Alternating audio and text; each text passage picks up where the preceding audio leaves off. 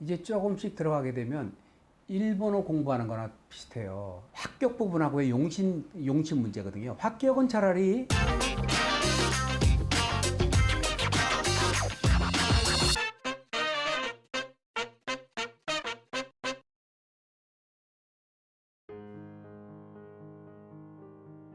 안녕하십니까.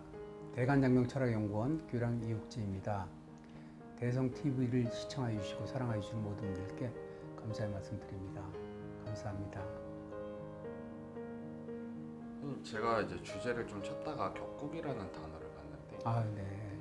사실 좀 명쾌하게 정리가 돼 있다기보다 좀 복잡하게 정리되어 있는 글들이 많더라고요. 그래서 제가 좀 이해가 안 돼가지고 선생님께 좀 여쭤보려고 왔습니다.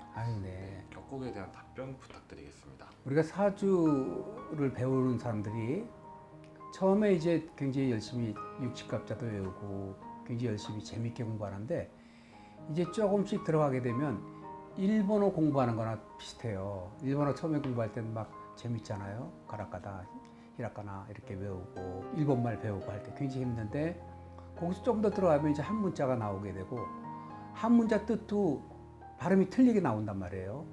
그럼 그거를 다 외워야 되는데 기본적인 단어 뭐 3천, 2천자면 2천자, 천자면 천자 이렇게 그거에 대한 이해를 외우고 들어가면 쉬운데 그렇지 않고 들어가다 보면 외우지 않고 공부하려고 하다 보면 거기서 포기를 합니다. 사주도 마찬가지로 배우려고 해서 책을 보고 공부하다 보면 말이 너무 어려워요. 어려워서 이제 포기하게 되는데 사주도 그렇습니다. 우리가 가수들이 그 히트곡을 많이 내잖아요. 많이 내는데 자꾸 시간 가다 보면 생각나는 곡이 한두 곡뿐이 없다고 합니다.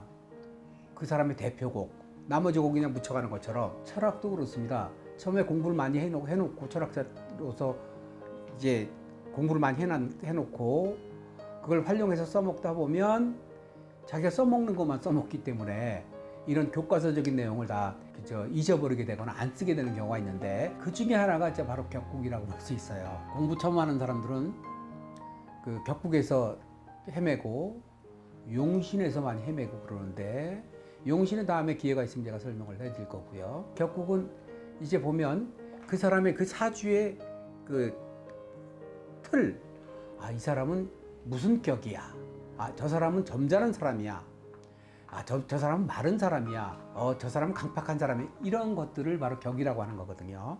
그래서 격국에는 두 가지가 있는데 크게는 외격하고 내격이 있습니다. 내격. 이 외격 경우는 이제 나중에 후학자들 연구를 많이 해놓은 것들인데 외격은 특별한 격, 그 흔하지 않는 특별한 격이라고 해서 그 안에는 이제 종격, 확격, 일행득기격, 양신성상격, 암신격 이런 격이 들어있고 그런 또 종격 중에도 종색격, 종관격 많이 나눠요. 또 확격 중에도 각기, 토격, 목화토금수로 격이 나뉘고 일행득기격은 뭐 완전히 그 글자가 한 글자로 되는 걸 일행 한 글자라 그래서 일행득기격이라고 하고 양신성상격은 세 가지로만 되어 있는 오행을 두 가지만 되어 있는 오행 수목, 금토, 상극은 양성상격이라고 하지 않습니다. 상생으로 이루어질 때가 양성상격이라고 하는데 두 가지 오행으로만 되어 있을 때가 또 양신성상격이라고 하고 암신격은 숨어있는 그 기운을 보고 이제 그 판단하는 걸 암신격이라고 하는데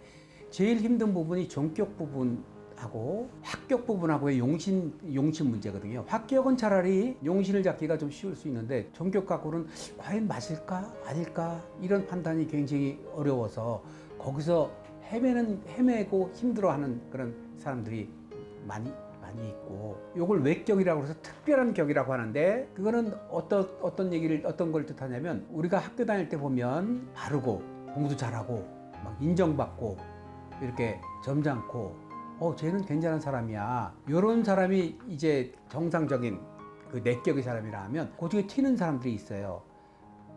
어떤 예술적 재능이 굉장히 강하다든지 자기만의 빛깔이 굉장히 강한 사람들이 있어요.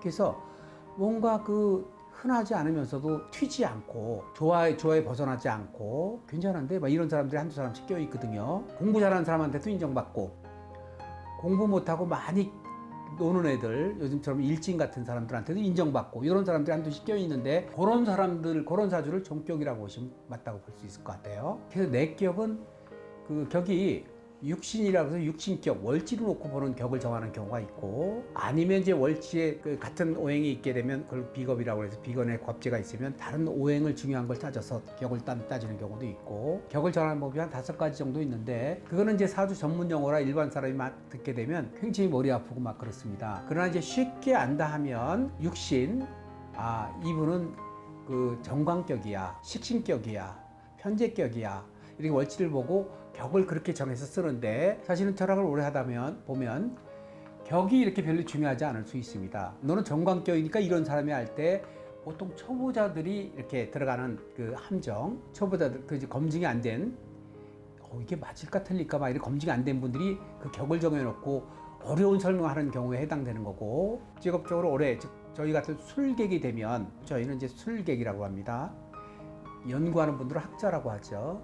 이런 일을 가지고 돈을 버는 거죠. 이런 분들을 술객이라고 하는데, 술객이 되면 바로 이제 용신으로 들어가는 거죠. 용신. 격국과 용신 중에 격국은 이런 격이 있다 할 때 사주를 공부할 때 처음에 만나는 그런 격, 너는 점잖은 사람이야, 너는 까부는 사람이야 하고 정해놓은 그런 그것을 정해놓은 거를 격국이라고 이렇게 판단하면 맞고요. 이걸 이제 인터넷에 들어가서 검색해 보면 말이 너무 어려워서 하다가 읽다가 포기하게 됩니다. 쉽게 판단해 보면 제가 말씀드린 그런 걸 격이라고 합니다.